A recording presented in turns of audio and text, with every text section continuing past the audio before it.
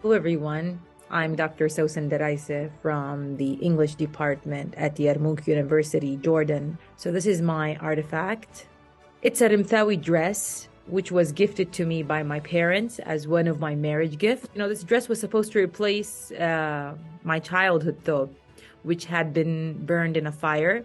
I love my thobe very much because it reflects my heritage and my town, Ramta, which is in the north of Jordan. It could be worn, of course, in weddings and any family celebration.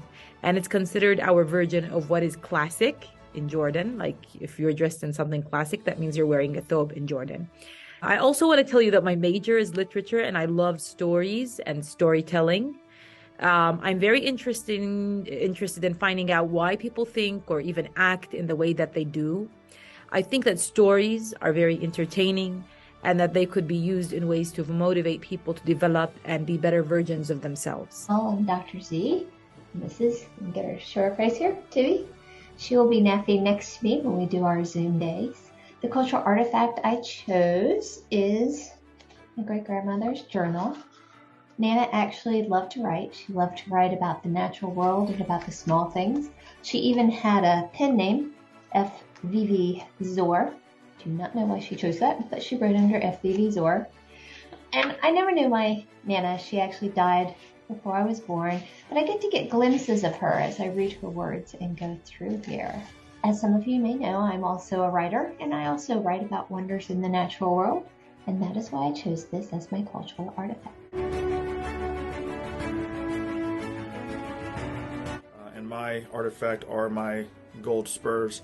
I have 3 sets of spurs, 2 of them are gold, and 1 is silver. That's important to me because as 3rd generation military, I was the one to kind of lead or continue the family trade. My name's Clara, and my cultural artifact is my mom's auction house back home in Moorefield, West Virginia. And this auction house is just a really big part of our family history. I remember my mom worked so hard to start this business, and we were all just like so proud of her when she opened it. The cultural artifact, once my grandmother gifted that to me. It's a horse. Actually, it represents the power, the beauty, and the hope. For my cultural artifact today, I chose my old Jordanian coins that I actually got from my late grandfather, a half Jordanian dinar, and it's from 1980, so it's now 43 years old.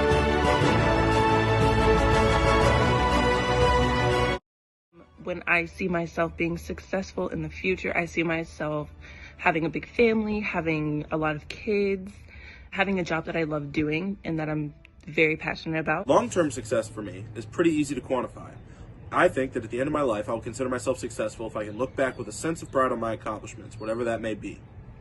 That could look any number of different ways, but as long as I'm able to look back with pride, then I will feel successful in the long term. The first important thing is to please Allah, and remember, whatever I'm going through in my life, I have to believe deep down that Allah sees what am I doing.